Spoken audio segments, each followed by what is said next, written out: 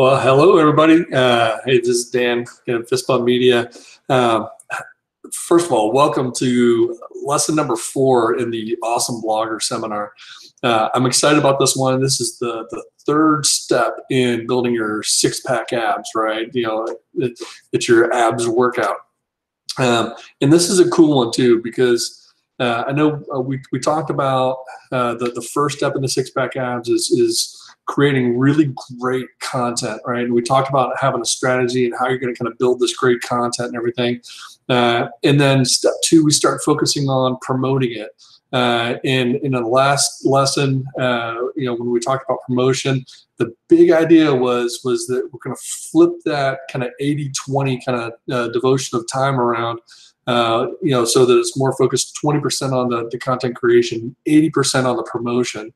And in the last lesson, we focused primarily on the social media promotion aspect of it. So today we're going to focus kind of on the other big piece of the promotion elements and stuff, which is promoting through email. And email, excuse me, email is really an interesting one because a lot of people tend to have a set it and forget it kind of mentality, right? So with the blog, you set up your blog feed so that the emails go out automatically at some certain time or whatever when you have a new blog post published and stuff. Some people may get a little bit fancy and do like a monthly newsletter or something like that too. And we'll talk about all these things in a few minutes, but but ultimately, a lot of people take this kind of the set up and forget it kind of mentality, right? They'll log into their MailChimp account. There's a lot of tools and stuff to do really pretty much the same exact thing. We'll focus primarily on MailChimp. It's my personal favorite of the tools. It does everything that we need it to do. There's a forever free plan that can last you quite a long time, in your growth and stuff too. But I'll talk more about that in a minute. But excuse me. But yeah, a lot of people will log into their MailChimp account, set everything up, and then they'll probably never log in again unless there's some kind of problem. An email didn't go out or some troubleshooting that needs to happen. This is a really active piece of the strategy, right? I don't want you to get that mindset of okay, I just need to learn what I need to do, set it up, and then leave it alone, okay? Because when we're talking about promotion, we're talking about being active with this stuff, right? If nothing else, I want you in there looking at the data and the reports and stuff to see how the emails are performing and what's getting opened and what isn't and stuff too, because a lot of that may even kind of guide your content strategy down the road. So we'll talk about reporting in closer to the end of the session, but really, I'm excited about this one because I think there's really a lot of really great opportunity in here. Email still provides the greatest really return on investment, among all the other stuff. The social media platforms and stuff, they're the big flashy ones that get a lot of notice and press and things like that too. But email is it's the old workhorse of the internet that keeps working over and over and over again, regardless. And you're probably going to get a lot more traction over email than you will over any other platform and stuff. But it's a really tricky one because it's also an easy one too. You might get those subscribers on your list. It's easy to lose them though too. So we want to be really smart about how we build this email strategy and make sure that we're focusing a lot on how do we make sure we're retaining people once they're on the list and not just getting them on the list in the first place. But once they're there, we want to keep them. And while we're keeping them, we want to make sure that we're engaging them well. So we'll talk through all those pieces and stuff too as we walk through the session. But really, I believe a very, very exciting session. So with that, I'm going to jump over because I've got a few slides to talk through today. But really, there's going to be a lot of. I'm going to show you some things in the tools. We're going to, very practical kind of, I'll show you some steps. So, I'm not going to drill down super deep into every technical little step and stuff too, but I'll show you some things how, to really kind of get you started, to make sure you're getting things set up the way you really want to have them set up. And then I'll throw in some really kind of cool pro tips and stuff, some great abs workout kind of elements that'll help really kind of boost what it is that you're trying to do. So with that, let me jump over to presentation and get that started. And excuse me, here we go. All right, awesome blogger seminar. Send emails that people want, right? Because this is still the best way to connect with your readers. It's really important, that we're not just creating emails and sending them to people's inbox, because I believe a lot of the same concept applies here too. Just because you sent somebody an email doesn't mean that they're actually going to read it, right? So we want to make sure that we're creating the content for their inbox that they're really going to want to pick up and check out and read, right? So really there's there's three big phases to this whole thing, and the first phase of this is we're gonna focus on growing your list, right? Because this is the foundation really of any email subscriber management strategy, right? Is how do you get people on your list? How do you get them there? And there's a few different ways, and we're gonna kind of talk through. I'm gonna show you a few of these and stuff too, right? But here's the quick list. The first is website opt-ins. We'll dig in that here in a second. We're going to talk about sharing on social media, and even sharing offline, right? But with website opt-ins, this is where you have the subscriber box, somewhere on your website. A lot of people like to put them in your sidebar. There's a few other ways we can do it, stuff too. We'll kind of talk about some of the differences there in just a second too. But really, as you're thinking about how you drop the subscribe option in there, you need to be thinking about the user experience first, more than anything else, right? And because really it's not just about how do you get people on your list, but how do you provide a great resource for people who are on your website, right? So you need to think about what their experience is like, and then really, as we're kind of creating opt-ins and stuff, let's tailor everything around that. Okay, for example, one of the things we know when it comes to opt-ins is that that a lot of people are reading the stuff from mobile, right? If they got to your website, to a blog post, because they they clicked on a link from Facebook, so your social media strategy worked, right? They clicked over, saw the link on Facebook, they clicked over to read the post, they're on your website and stuff too. They're doing this when they're sitting on their mobile phone, hanging out, in a coffee shop or something, then the mobile version of your website is probably not going to have a sidebar, right? So the sidebar, it'll still be there, but it'll probably be bumped way down to the bottom, underneath the post, the comments, and everything else and stuff, right? So if you're going to try to provide a resource in there and stuff too, you want to make sure that these things are positioned the right way to make sure that it's going to show up, as a helpful resource to people who are visiting your website. So here's an example too. This is from my personal blog, right?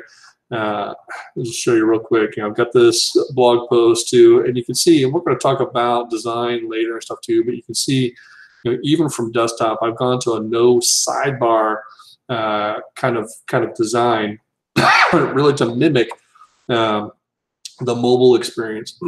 So as people go down, and we'll talk about this kind of stuff later as well too, providing resources within your content. As you scroll down, you get down to the bottom of the post and stuff, and then right before the comments, I've got the good old crafty subscribe kind of opt-in tool stuff, right? In this case, I'm using a free download, right? I'm offering one of the chapters, the chapter on adoption and orphan care, out of one of my books.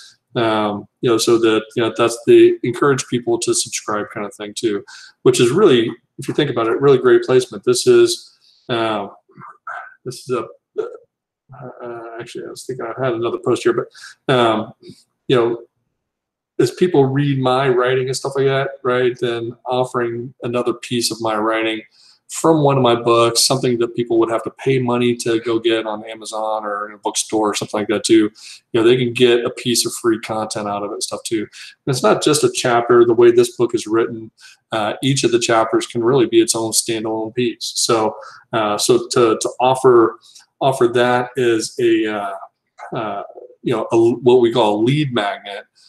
It's something they don't need to get something else. It's not going to like they're going to read something incomplete. They'll read a complete idea, you know, complete writing about adoption, orphan care, and stuff too. That's out of that book. So pretty cool lead magnet. So here's one of the things though. When I think about first, I want to think about the placement of this, right?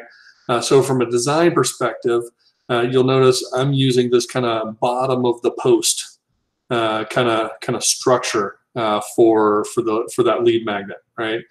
So that way, the idea is that as they read through the post, they like the writing. If they get all the way down to the end, boom, it's right there. The first thing I want them to see is, by the way, you know, you probably like this if you got this far. Drop your name, your email address, subscribe. Plus, I'm going to send you some more writing that's similar to this that I think you might enjoy. And this is the piece too. This is a premium piece that I'm going to give to you, and you don't have to buy, right? You know, so just drop your email there, and we'll send that to you. Plus, you'll get notified of future stuff, you know, right in your inbox. One of the things, you know, as far as these opt-ins are concerned and placement for them, you know, I'm not necessarily, because I don't have a sidebar for my blog, doesn't necessarily mean they're a bad thing, but a lot of people will put those in the sidebar as well, okay? There's a few other types of options that you'll see pretty common and stuff too, is the pop-up will kind of take over the page, and you can set those so that maybe they're on the blog post and maybe they scroll down 50% of the way or reach the bottom of the post, or they're on the page for at least 30 seconds. You know, maybe some of these kind of qualifying factors to show that they've been there long enough, that they're actually engaging with the content. You know, then maybe set a pop-up to show up then. You know, a lot of people say they don't necessarily like the pop-ups because they feel like they're a little bit more intrusive. But really, the data shows typically that they work really well. You usually probably get a much higher opt-in rate using a pop-up that kind of takes over your screen than you do if you don't use one. Other options are, you know, similar to pop-up, the little bottom corner fly-in, right? The little thing that kind of pops up down on the side. You know, so instead of taking over the screen, it just kind of shows up in the little corner off to the side there, you know, and kind of doing the same thing as the pop-up, just saying, hey, by the way, you know, you might be interested in actually subscribing to your stuff too. Both of those really effective tools and stuff, right? Let me see. So one of the big things with these opt-ins though, and this is kind of what I'm talking about, is if you have different types of opt-ins, you know, maybe you have something in a sidebar, maybe you have something, you know, at the end of your blog posts, right? You know, whatever it is, I like to use a tool for creating these opt-ins called Bloom, and it's a plugin that comes from Elegant Themes.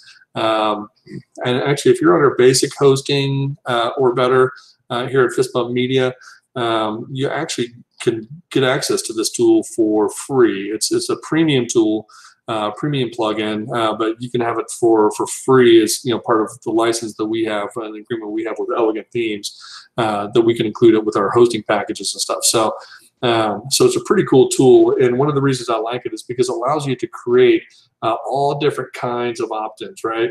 And the best thing is when you're looking at these opt-ins, you'll see it'll show you, track right within the plugin, you know, how many impressions that one is getting, basically how many times did it show up, right? You know, because somebody was on that page, and then how many conversions that one got, right? And then give you a conversion rate, you know, so you can see looking at these, two of these actually got a conversion rate stuff too, but it was this one, this pop, again, like I said, the pop-up opt-in that actually got the highest conversion rate of the ones that have some data here and everything for me to look at. So pretty interesting little tidbit there and stuff too. But you know, the Bloom plugin here, and I'm not going to dive super deep into it right now too. But you know, creating an opt-in, it'll show you the different types, and you can create, you know, a pop-up, the fly-in, the below the post, like we were just looking at. You create an inline one, which it'll actually, you create it, and it'll give you a short code that you could drop right into the middle of a blog post. You know, right into the middle of a blog post if you want. You know, just drop the, you know, paste the short code right into that space, and it'll show up in the middle. Or a widget, so like a, you know, for a sidebar and stuff like that too. So it give you all the different types of options, and you know, has some templates and everything too that you can kind of customize and tweak and everything too, to get a kind of a look and feel that you want. So all this stuff is customizable. It's an image that I uploaded to it. I updated the text, you know, decided the fields, and even the box layout and stuff. You can all customize, match my colors and everything if I want to. So so that's a big thing there, is you know, testing and kind of measuring, you know, how that's working and stuff. And we'll kind of talk more about that testing here in a minute. But aside from having the opt-ins on your site like that, right? Another one of the ways we talk about, you know, finding the right lead magnet.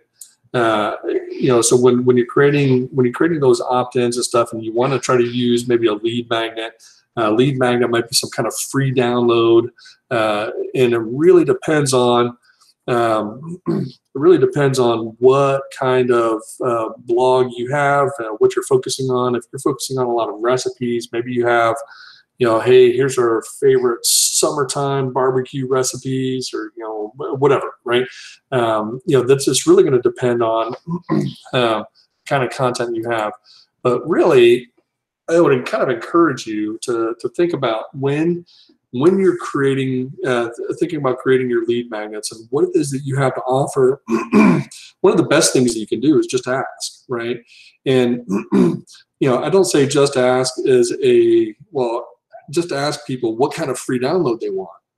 Ask people questions that that you might be able to find solutions for. So, for example, right here I'm showing, you know, just recently shared a question out on social media, because I'm thinking about lead magnets for some of our business clients. So I asked the question, hey, what's your single biggest struggle with, you know, marketing your business online right now, right? So ask that question. Ask questions about that. You know, hey, you know, if your blog is about recipes and stuff, then ask the question on Facebook. Hey, what kinds of recipes are you really looking for the most right now? And if people come up with, you know, different kinds of diet plans, you know, hey, I'm looking for keto recipes, or, you know, just low-fat, easy 30-minute or less recipes, crock-pot recipes. You know, if you get questions, you know, if you get responses like that, then you know then the kind of resource that you can put together for people. So don't ask, what kind of lead magnet do you want from me? Ask, you know, what people want to know. You know, what ask questions that kind of give you some insight into the things that they're going to want, and then you can take the response to that and build out the right kind of lead magnet. Excuse me.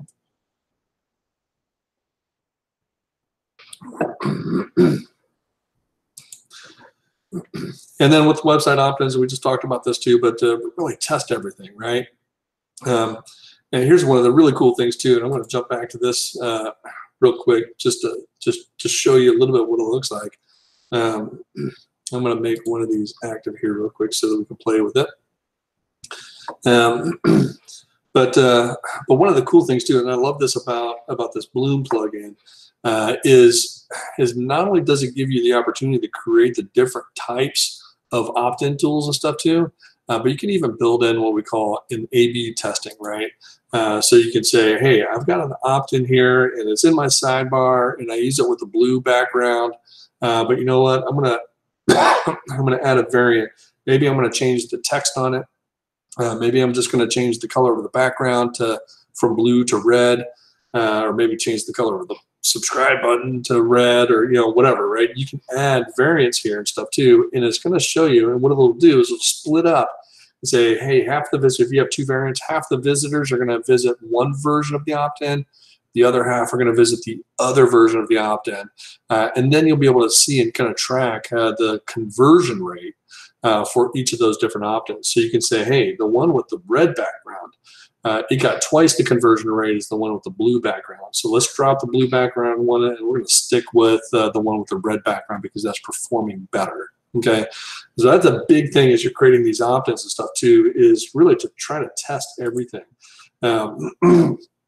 If you have, if you have an opt-in like this, I can change elements of this. Like I said, I can change the background, change the button color, change the text on it and stuff too, right? And test some different things to see which was going to perform better. But you might also try and say, hey, I'm going to try, 2, 3 weeks, 4 weeks, or something like that with a pop-up, right? And then maybe drop the pop-up, and then maybe try 2, 3, 4 weeks or something, the same amount of time with a little fly-in in the bottom corner. Okay, and then see which opt-in gives you the best subscriber rate and stuff too. And how does those pop-ups compare to one at the end of your post compared to one sitting in your sidebar or something like that too. And then the bottom line is if you try a few different types, a few different elements, and say the bottom of the post one is working 5 times better than the one in the sidebar, just drop the one in the sidebar, lose it, so you lose the clutter over there and stuff too, and focus on the one that's working. If the one in the sidebar is working better, keep that there, right? And maybe change some variants to test, things like colors and text in it and all that stuff, right? So that's a big deal, right? Is really to always be testing your opt-ins to make sure that you're getting the best performance out of them that you can. Okay. Yeah, otherwise, how do you know what's working and what's getting you the most subscribers? I get that question a lot, really, from people like, hey, which type of subscriber opt-in or whatever should I be using to really get the most subscribers? And the answer is it depends. You need to try some things, you need to test some things and see what your audience is responding to, and then use that, right?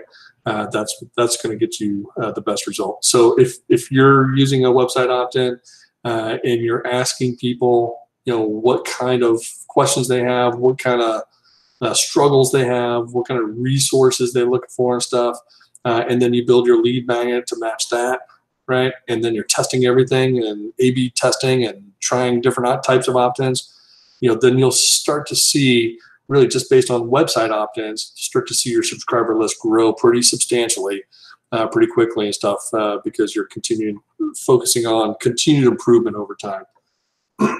Some people, even with the lead magnets, will even do a seasonal lead magnet and say, hey, for the springtime, I'm offering this resource.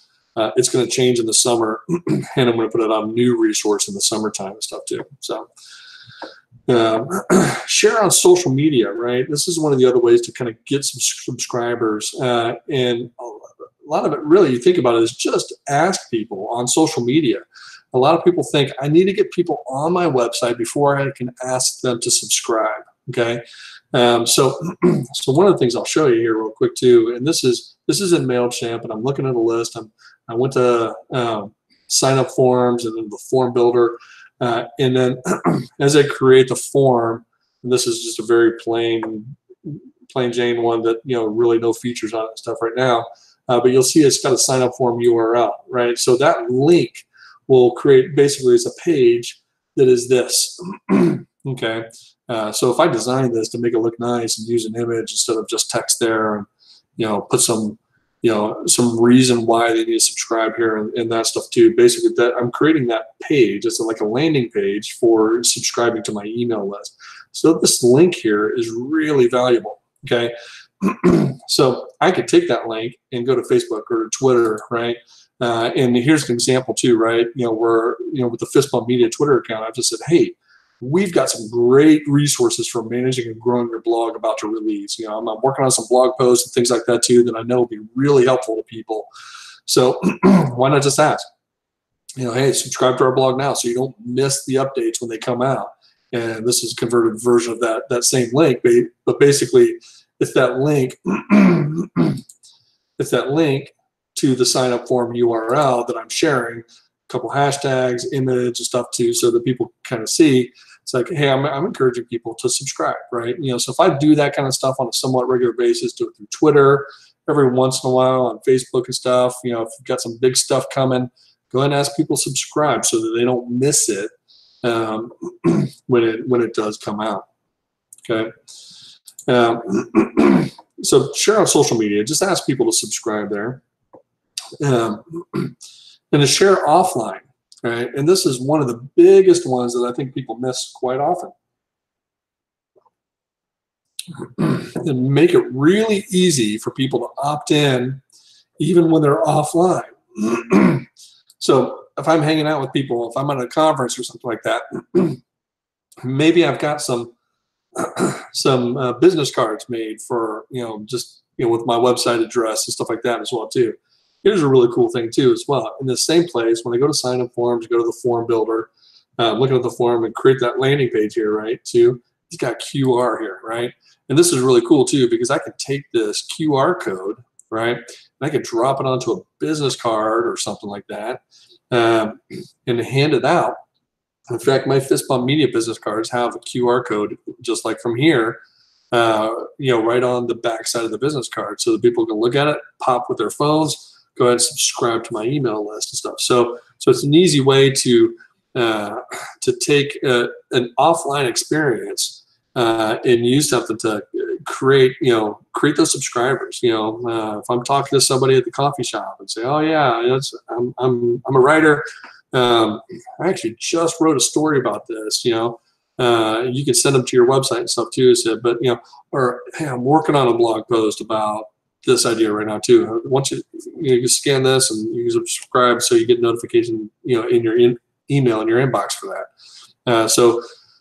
So whether you use QR code or not, make sure that you're encouraging just offline conversations and stuff, and ask people to subscribe. Just talk to them, right? I think that's one of the reasons we don't get people to subscribe. You want to make it easy, but a lot of times it's just ask. Is really all you've got to do. Okay. So awesome. Here's one of the other things when we're talking about getting people to subscribe to your list. Really, it's not just about getting people on your list, but it's about retaining people. Okay, so this is one of the things you're going to want to consider as you're working on and setting up, your subscription options and stuff for people, right? It's best to offer options, right? By giving people options, you can give options for things like the frequency of the emails that they're going to get, the type of content that they can get. So if your blog focuses on a couple of different things, maybe do recipes and workouts, but maybe people only want the recipes and not the workouts, or whatever. You could split that kind of stuff up. Okay, and really, what you're doing is when you go to go in MailChimp, you go to your sign up forms, go to your form builder and stuff, and then you can add options, right? And say, let me add a checkbox, okay? Because I'm going to create a group, right? And I'm going to call this frequency, okay? Make it visible. Option number one is say, daily when you post, publish 2-3 times per week. Okay. Add another option and say weekly summary delivered on Saturday morning, or say monthly newsletter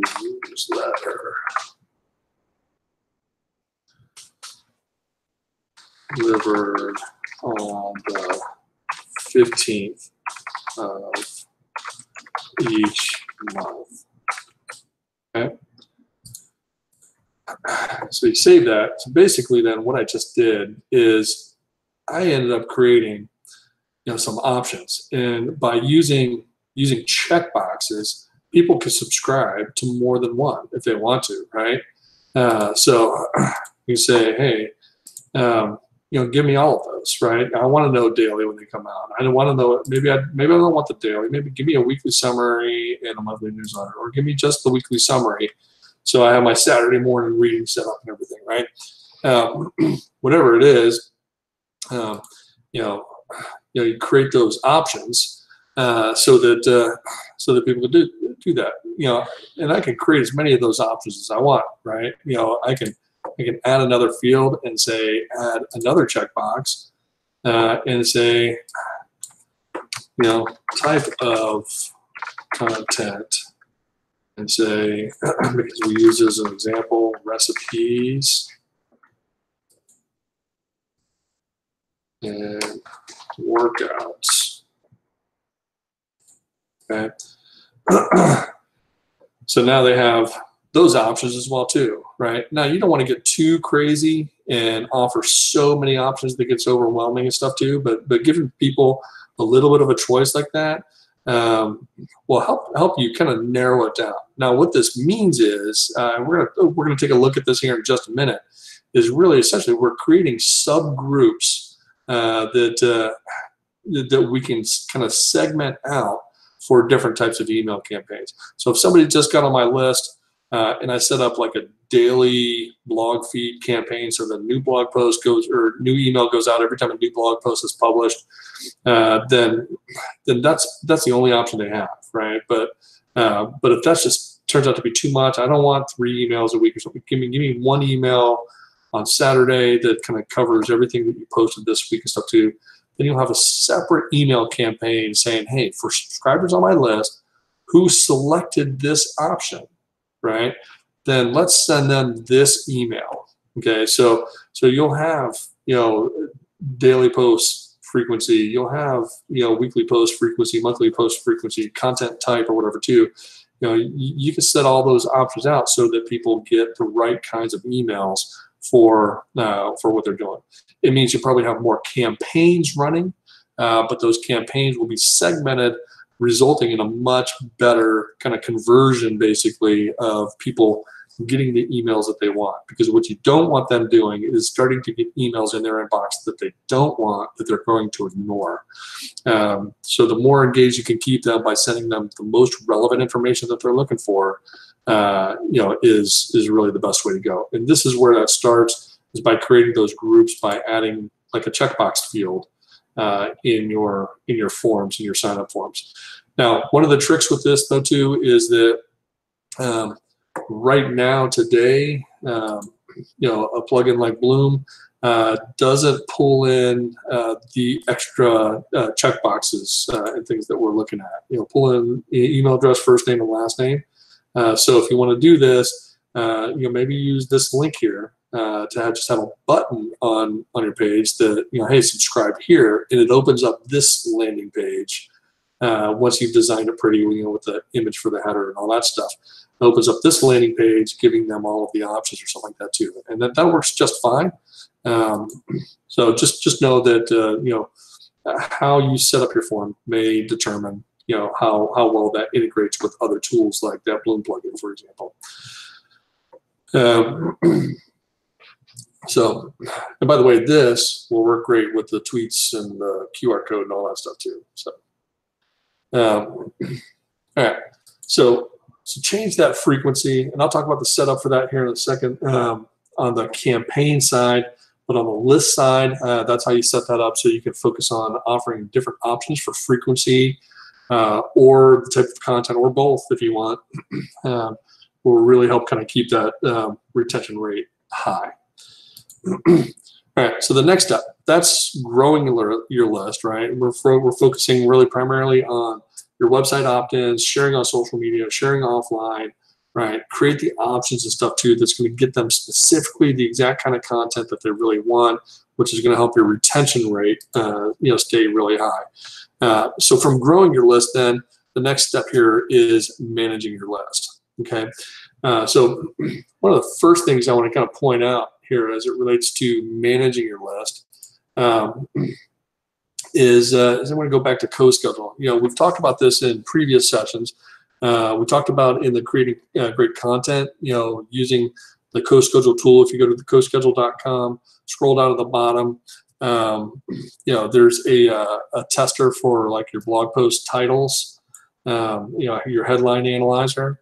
There's one for your social message optimizer that we talked about in the last session, on promoting your content through social media, and getting the right kinds of text and stuff like that too, and using images, not images, links, whatever stuff on the different platforms, and really optimizing that way too. And then there's this email subject line tester. Okay, and the email subject line tester is really pretty cool. It does the same kind of thing, right? You can plug in whatever kind of text you want. Say, hey, and this is actually one that I sent out to you guys. Get a little emoji with the starry eyes.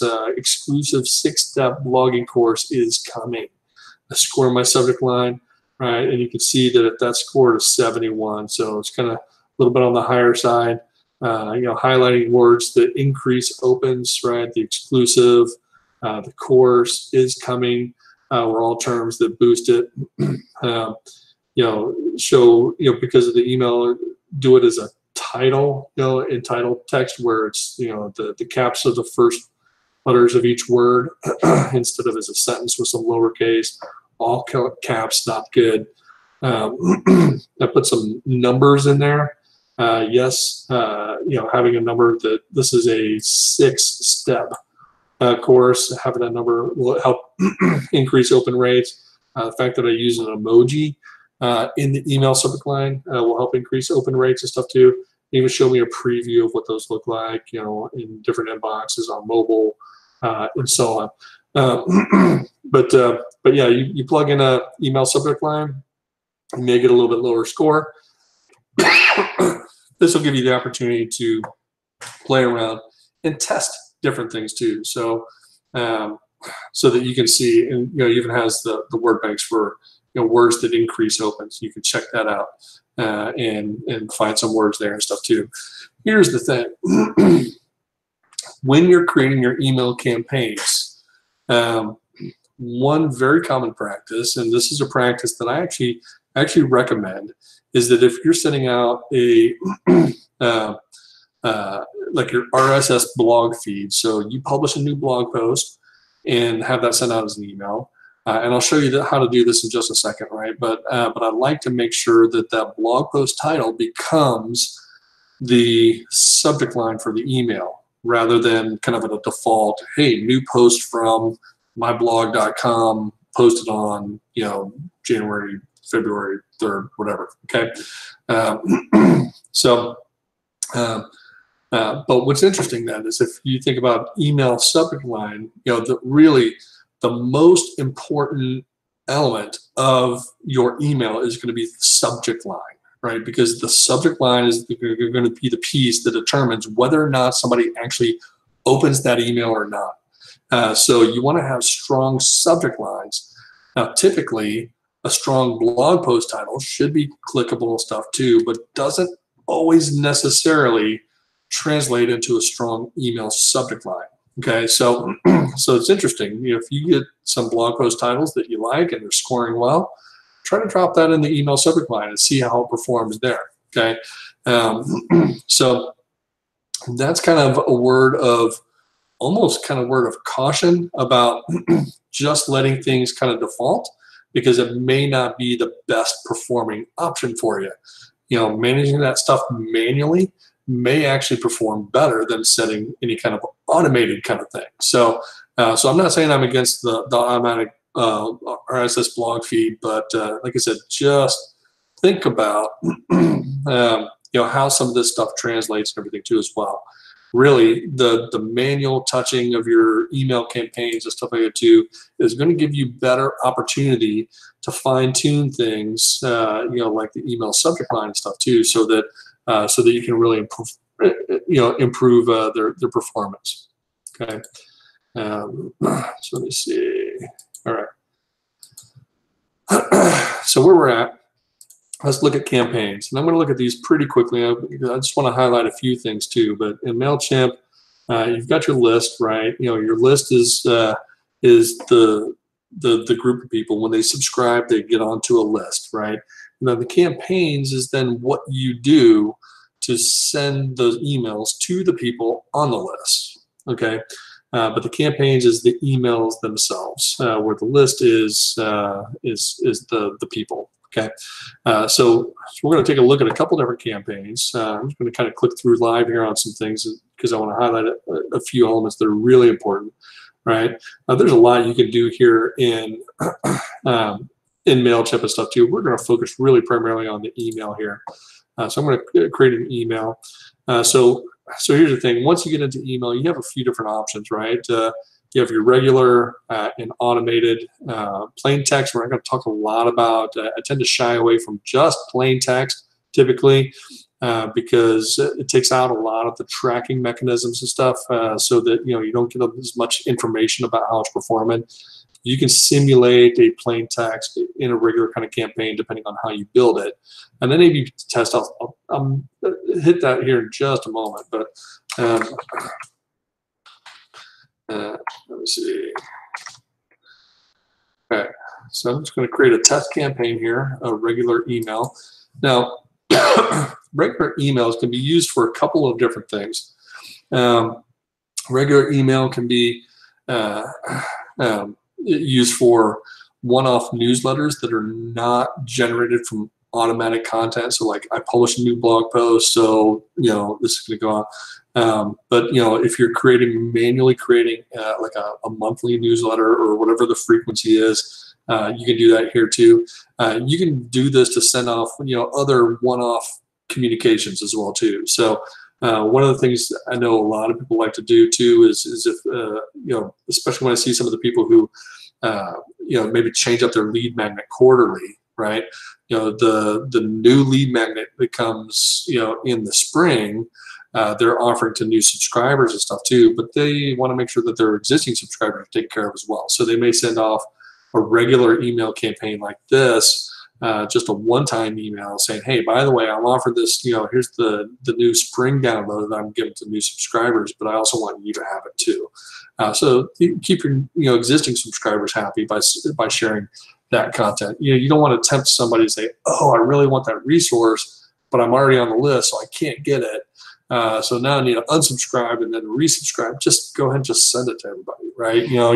It doesn't cost you any more or anything like that to go ahead and send it to those people. So a few different reasons, whether you're creating new newsletters or one-off campaigns like that. Really setting up a campaign is pretty simple. You're going to decide who you're going to send it to. Then I'm going to choose a list. Let me see if I grab a list. Okay, I can send, and here's where you do that that segmenting and stuff. I want to make sure I'm on the right one. Here's where you do that segmenting that we were talking about, right? So if I created the different groups, right? On the FISPOM Media webinars, I want daily, weekly, monthly, recipe or workouts. Okay, then I can say, well, this is going to be an email that I send to all subscribers on the list, or maybe I'm going to send it to a group. Okay, and I can say match the frequency group as being weekly summary or monthly newsletter, since I'm doing this kind of one-time thing. Okay, and then let me see, update the recipient count. That's going to tell me, oh, I didn't add anybody to that group yet, so nobody's there. But so I can create the segments, the emails to go to any of those different segments. And I can say, well, let's match all of these. I only want monthly newsletter people because I'm going to send a monthly newsletter to the people who picked the frequency, but also frequency. They want a monthly newsletter, but they also want to focus just on recipes. Okay, so if I say that they need to match all of these conditions, that means only people who selected monthly newsletter and recipes are going to get this email. So like I said, basically, the more options you put in there, the more variance you might have for the different types of emails and stuff that you want to be able to send out to folks and stuff, right? But maybe monthly newsletter just focuses on all of it, regardless of the type of content that you chose, right? Then frequency is the only thing I'm choosing there. Save that. And this is cool too. Personalize the to field. It's going to ask you what you want to do. It's nice when people see their name. So personalize that to field so it's not just to their email address, but throw in their first name and stuff too as well. It's one of the great things about email is that it's going to give you the opportunity to really personalize the content and stuff, right? So anyway, then who's it from? Subject line, right? And if this is a one-time regular campaign email, then again, go to your co-schedule, figure out your headline, right? Copy that, paste it in, right? You can give a preview, right? It'll be like a little snippet that appears, after the subject line and stuff too. Whatever you do there, save that, and then design the content, design the email. And this is a fairly simple process. They have a lot of templates in here and stuff that you can use, so you can see, how they use different columns and things like that within the emails. Regardless if you use kind of like like this boxed in kind of thing or this full width kind of thing, I really like to focus a lot on the more the one column kind of setup stuff too. I think when you start getting 2 columns in, that starts messing around with what if they're reading the email on their mobile device. So then that's got to shift around and it kind of changes the appearance of the email stuff. 3 columns, it gets even trickier stuff too. So I try to make sure I keep it simple, focus on 1 column, pretty much straight down and stuff. I'm going to just select this full width 1 column.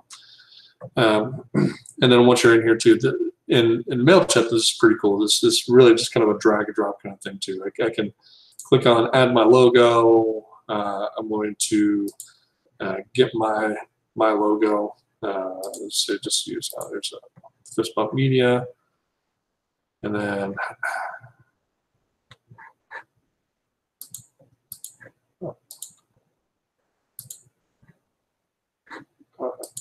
I have more than one check. Sorry. Okay, insert by Fist Bump Media. Okay, so that's up there. I can drag and drop elements. I can update text. Save and close that. If I want to put an image in there, I could drag that, grab my image.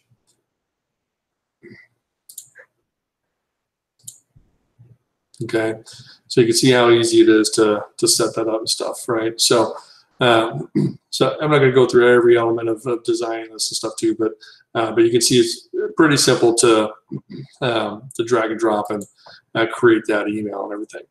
And then if I like this layout, right? If it's a layout that I like and I want to use that again, say a monthly newsletter that I've created, I can save that as a template. Okay, so that when I'm going through and I pick those options earlier here, I can go to my saved templates and say, okay, well, here's one that I've been using before, Fist Bump Newsletter. Boom, I'll use that, and then I can update any of the content in there that I want to later on. So easy peasy. Okay, we go back to campaigns and stuff. That's setting up a regular campaign is pretty simple there. But I want to take a look at let me go back to create a campaign, create an email. Let's look at automated. Okay, there's a couple of things here you can do with automated. First, I'm going to look at setting up an automated RSS or blog feed campaign, right? So you go to automated, create an automated email, share blog updates, okay? Campaign name, share blog updates, select my list. Who's this going to go to? People who subscribe to Fist Bump Media blog, writers, bloggers, begin. And then it's going to ask me for RSS feed URL. Okay, so here's a little trick I want to show you guys is, and this will matter when you try to give people. Look at this stuff I like there. You give people different options. So if you have, recipes and if you have recipes and workouts on your blog, for example, okay. In my case here, I have, writer blogger content, and I have business strategy content and stuff, right? So you see business strategy in here. That's a category, right? So I can say, well, here's blogging strategy, right? Let me go to blogging strategy as a category, okay? And what you see up here too is I've got a category URL, right? For category blogging strategy, okay? So if that's a category where I have like I said, recipes or workouts, right? I copy that, and I can bring that into the RSS feed URL, paste that there. Typically, it's going to have like the word feed at the end of it and stuff too, but if you just paste that category URL, it'll find it for you, right? And then you can say, okay, remember we're doing the daily, you can say every day at, say, 10 a.m., I'm going to send this email out. If you wanted to do like the weekly summary, you can say every week on Saturday at 9 a.m., right? I want that to go out and stuff, okay? You can play around with other settings and stuff too, like resizing images and stuff too. I usually recommend kind of leaving that alone, but you could clean some stuff up if you're experiencing some wonkiness with images being way too big or something like that, right? So once I basically plug in the feed that I want, right, and the schedule that I want to go out, then I continue to work through this and determine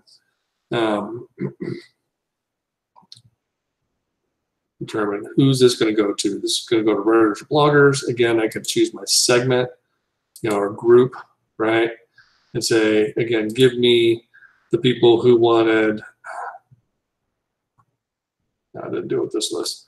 Give me the people, get to the list that I actually made a change to. Group or segment, give me the people who chose frequency of weekly, right? And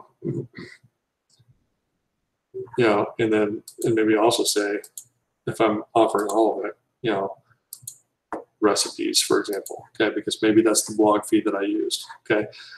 You can do that or not, or just say, here's your weekly summary of everything, go to next. And then essentially what you're going to do is you're going to then end up working into the setup and the template of the whole thing, okay. Now this is one of the tricks right here too, because look at this, right? This is your email subject line, okay? And the default that it comes here in MailChimp is post from, and this little code, if you read it, says RSS feed title, okay? And essentially that's the name of your blog, okay, for RSS feed date, okay? So the date that the new content was published. So the way that's going to test out and look like it's going to say post from fistbumpmedia.com for February 12th, 2019, okay?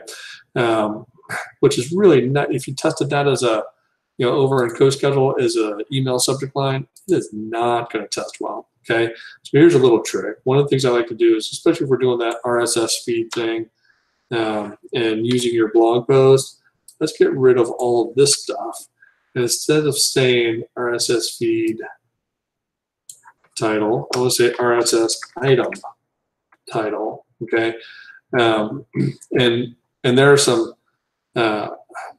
options here too for merge tags and stuff is what those tags are called, right? But this little trick, changing that from RSS feed title to RSS item title, will then say, okay, now I'm going to pull the subject line or the title of the item, the blog post, to use as the subject line now, okay? And you can do that if this is a weekly summary. Maybe it's the most recent RSS blog post title and more, right? So you can do something like that as well too.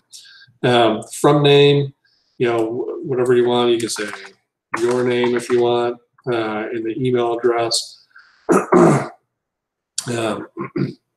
and then some of the other options too as well. And again, you can personalize that to field and say, hey, let's use first name in the recipient email instead of, to Bob Smith instead of to bob@example.com, right? This is what that does. And then again to the template.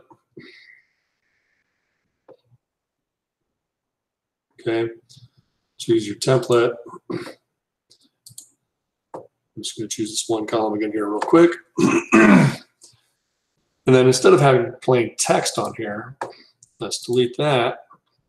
And then you have some options here too for RSS header, RSS items. I can drop an RSS items in here.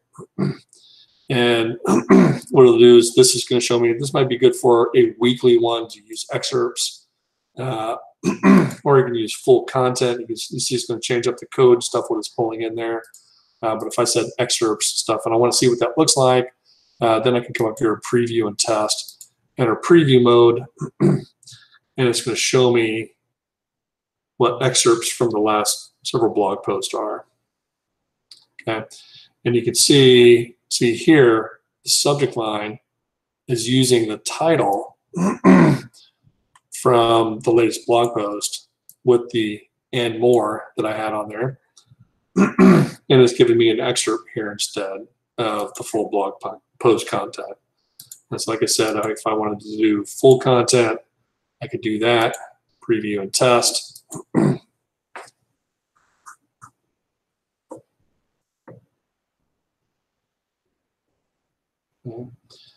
And it's going to show you, I must have it set so it's only pulling excerpts and stuff too.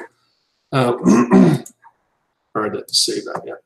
Save that, preview and test.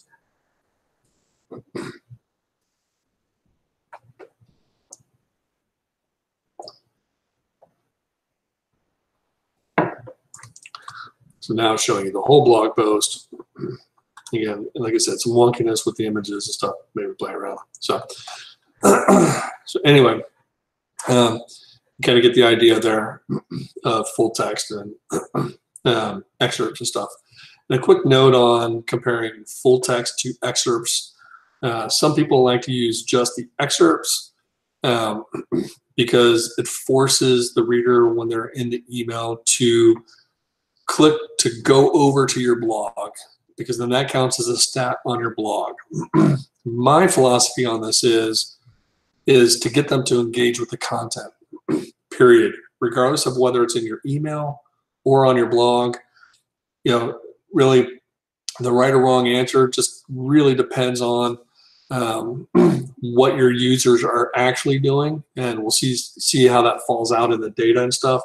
My tendency is to not require them to click, because every time you require them to do another click, you're going to lose some. So some will get the excerpt going, oh, that sounds interesting, but okay, now I got to click, do something else.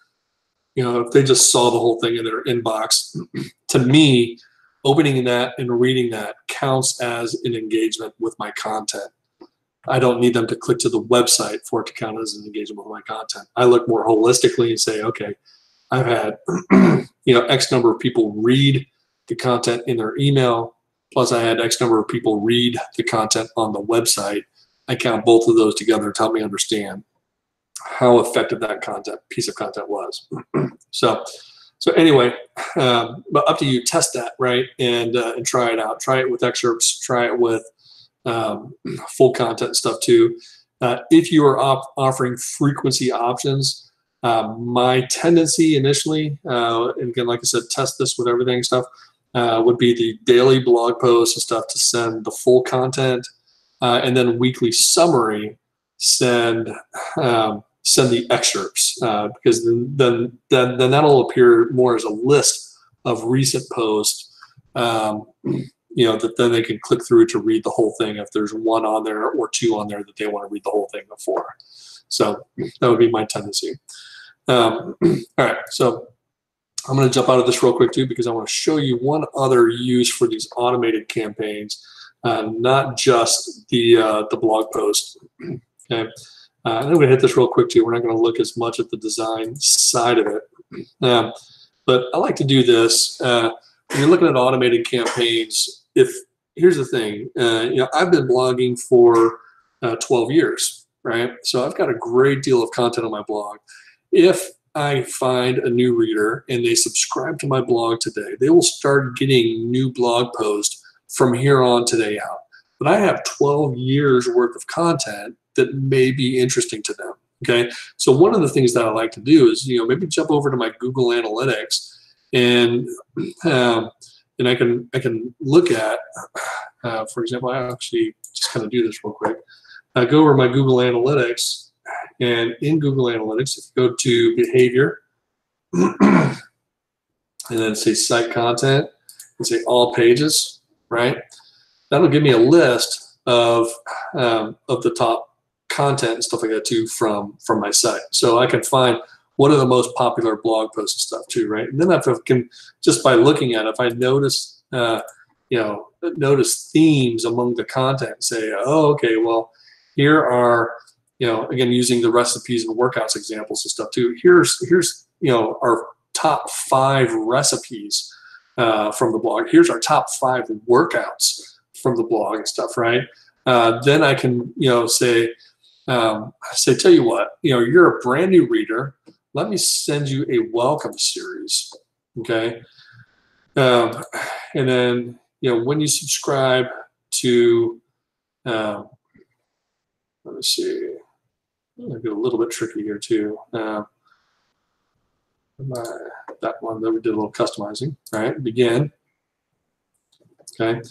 And when you subscribe maybe to a certain list, I'm going to create an email. I can design the email, and it's going to look very much like what we just looked at before. So I'm not going to go through the whole thing too. Let me go back.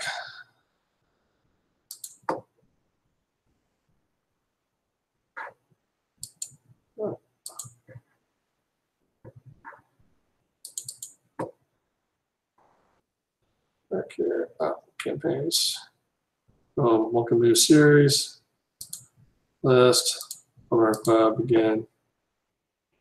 Okay. I can add emails and say, you know what? Set the schedule for whatever you want, right? You can set it so it sends on a Saturday or Sunday or Tuesday or Wednesday or whatever, right? I could filter by segment, right? And say, okay, for people who right? For people who wanted recipes, right? Here's an email to send 1 week after they subscribe, right? For here's our top 5 all-time, most viewed recipes. Here's our top 5 all-time most viewed workouts and stuff. If they're getting all of that content, maybe you're not segmenting that way too. You can create a series of emails and say, hey, 1 week after they subscribe, send them this. And that will familiarize them with some of your older content, right? That they maybe have not seen. And then 2 weeks later, send the workouts email or something like that. 3 weeks later, hey, here's our top 4 keto recipes. 4 weeks later, here's our top 30-minute or less crockpot recipes. Whatever it is, find ways to come up with top number lists of different types of content you might have on your blog, and then create like a welcome series so that maybe each week for a period of time after they subscribe, you start to familiarize them with some old content. So this is a great way. They'll still get the emails with the new content, but you're starting to introduce them to some old content and continue to drive more traffic to existing content. And here's one little trick and stuff too that just because I'm here, I've even done, and we're going to talk about monetizing on the make money side, how to find profit, stuff like that too a little bit later.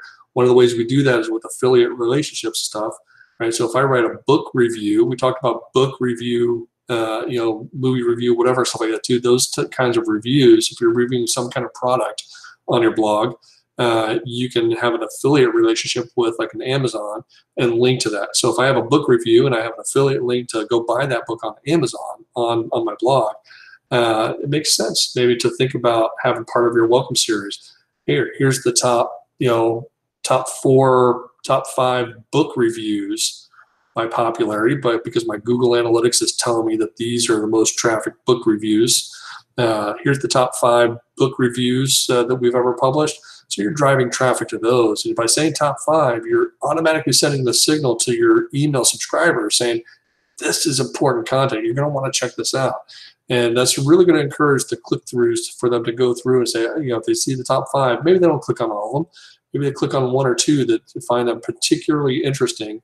And then, then you're driving them to content that's actually set up for monetization and stuff like that too, because hopefully then they read your review, they go to Amazon and buy it. So, so anyway, use a welcome series like this. You can set each email to trigger after a certain period of time after each one, and then kind of create a welcome series like that. Great way to set some automated emails and stuff like that that will kind of go out over time and kind of drip out as part of a welcome series.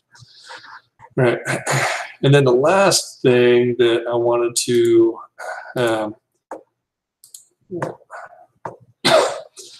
point out really quick too is we're going to not dive super deep into this as well too, but I talked about testing things, and just to kind of point out that MailChimp does have an A/B test function, right? So one of the things that if you're launching something, right? So say you have a new book or ebook coming out or something like that too, and you want to try to test a couple of emails. This will allow you to kind of set up an A/B test and maybe create, say, if you want to create 2 different types of launch emails. What it'll do is if you have 100 people on your list, it'll say, I'm going to send this email to, email A, I'm going to send it to 10 people, and email B, I'm going to send it to 10 people. And whichever one gets the best open rate or click-through rate or whatever stuff too, then the other 80 people on the list will get that email. Okay, so it spaces out the timing a little bit too, but allows you to test some things and play around and try to figure out what's going to give you the best kind of optimization stuff too. Really great to use things like A/B test, if you have some kind of product launch or release or something like that coming up, that you want to make sure you're maximizing your click-throughs to get there. So, so consider that as well too. All right, so so that is managing your list, right? We talked about some of the different types of emails and how you can get those together. Then the last thing is really reporting, and this is a quick one, but I want to show you 2 things really fast that that you want to make sure you're looking at, right? Because, like I said, if you're not measuring this stuff, how do you know it's working, right? So you want to make sure that you're immersing yourself in some of the data and stuff too. MailChimp itself has some really cool reports and stuff too. So you can look over time. You can compare things. Look at your automation series and stuff that are going out. It's going to even give you trends and stuff too. And this is really kind of sad too. But right now this 17.16 industry average is for open rate for emails and stuff. So you can see, in general, while I've got a bunch of ups and downs here, some lower, some higher, really my open rate for emails here too for Fistbump Media emails is substantially higher than the industry average. Okay, and then the blue box down here too. So you see my open rates up here. Then the blue section down here too is the click-through rates. And you can see I've kind of gone through some waves there as well too, where I've tried some things to get some really substantial click-through rates. And then drop back down a little bit, and it looks like I'm retesting some things back up again and get some higher click-through rates again too. So, so really big thing here too is the open rate is really going to be based on your subject lines, right? So if you see dips in your open rates, then look at the subject line, right? Look at why are they not opening that? Because there might be something wrong with the subject line. Maybe I could have done something better. The ones that are getting really high open rates, look at those subject lines because that's showing what you're doing really well. Look at that, 72.55% open rate on some of those emails and stuff. It's really spectacular. So I want to come down to one here too, because then I'm going to look at an individual email here too, and I want to look at a report. And this is an email for the Awesome Blogger Seminar here too. When we launched it out to some clients, we went out to 124 recipients on that list. It's going to show us how many people opened, how many people clicked it, how many of those emails bounced. It's going to give me some demographic information as well too. You can see that list skewed 93.5% female, so largely female, and the biggest 40% of that group too is in the 35 to 44 age range, right?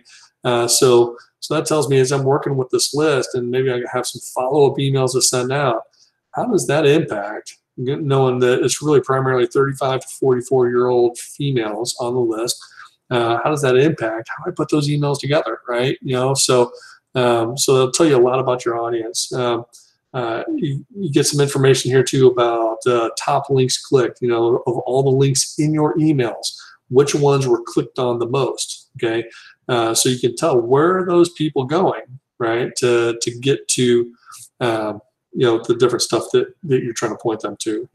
Some of them may be social media links that are on the email. Some of them might be the primary buttons or links and, other links in the text and stuff like that too that are on the email. So really great to be able to see that information, to be able to determine what's working within your emails and what's not, okay? Also too, we talk a lot about the Google Analytics, and in Google Analytics, we looked at under acquisition channels, okay? Last week we were looking at channels and talking about social media and stuff, and then how much the email compared to that, right? If you click over into email, this is one of the other pieces of information you'll be able to see. It's going to show you traffic that came to your website. So this is from the website side, going, okay, when people got emails and they clicked on links in emails, here's the pages that they landed on. And then even from the emails, you can see things like then what the bounce rate was, how many pages per session, how much time did they spend on the website and stuff too. So you can see, when I drove people to this webinar link, for example, to register for that webinar, I got a 100% bounce rate on those. So people did not stick around on that page, right? But then when I look at other links, here's another webinar, writer strategy and stuff too, and not a lot of click-throughs and stuff too, but a 0% bounce rate, 4 pages per visit, 14 minutes on the website. So what's the difference between this one and this one? Those kinds of things too are going to help you then figure out what you're doing on your pages. So when you have landing pages on your blog or on your website, what's the difference between these pages? Because then I need to start to model this one more, because obviously that really got the traction, whereas the other one got really nothing. Okay, so scrap that strategy, focus on this strategy going forward, so that hopefully as I build in other links to those emails, I can kind of manage that traffic and stuff too.